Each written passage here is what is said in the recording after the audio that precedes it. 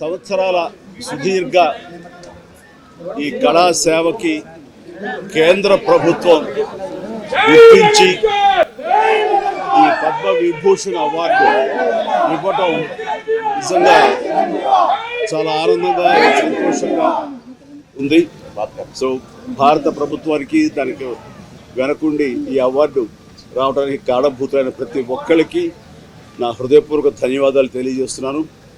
And ముఖ్యంగా ఈ award రావటం వెనుకాల నా కృషి, నా కళాసేవ ఈ సమాజానికి ఎంతో కొంత ఇతోధికంగా నేను చేసినటువంటి సేవలు ఇవన్నీ పక్కన పెడితే నన్ను గుండెలో పెట్టుకుని ఆదరించి ప్రేమించినటువంటి నా అభిమానులు అలాగే ప్రేక్షకులు నాకు ఎన్నో అవకాశాలు ఇచ్చి ఈ రోజున నన్ను నేరులాగా తీర్చిదిద్దుకోవడానికి కారణభూతమైనటువంటి నా డైరెక్టర్స్కి, నా నిర్మాతలకి, నా ఇతర టెక్నీషియన్స్కి, ప్రతి ఒక్కరికి ఎవరైతే దోహదపడ్డారో ప్రతి ఒక్కరికి నేను ధన్యవాదాలు తెలియజేసుకుంటూ ఈ అవార్డ్ ఇదంతా వారిది, వారి సహకారం నేను ఈ ఎత్తుకు ఎదగడానికి కారణమైనటువంటి వారందరిదీ.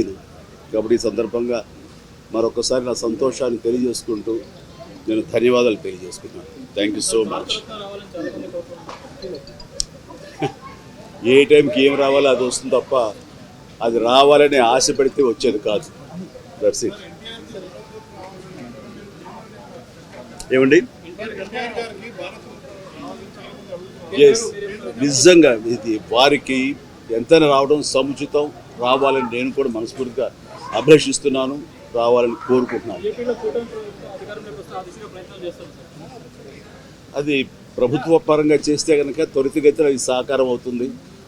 అండ్ డెఫినెట్గా ఎంతైనా సరే అటు ఎంజీఆర్ గారికి వచ్చినప్పుడు వీరికి రావటం కూడా అంతకంత సముచితం అండ్ అది ఆనందదాయకం.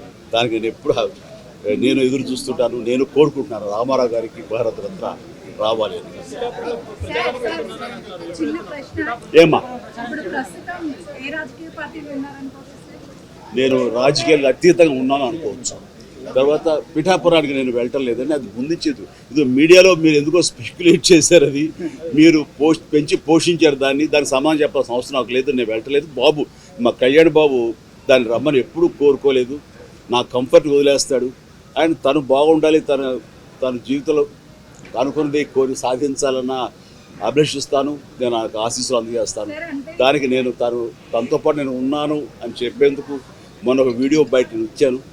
అండ్ ఖచ్చితంగా మా తమ్ముడి యొక్క అభివృద్ధిని, మా తమ్ముడు రాజకీయంగా ఎదగటానికి ఎప్పుడు మా కుటుంబ సభ్యులుగా మేము మనస్ఫూర్తిగా మనసావాచ కోరుకుంటాం.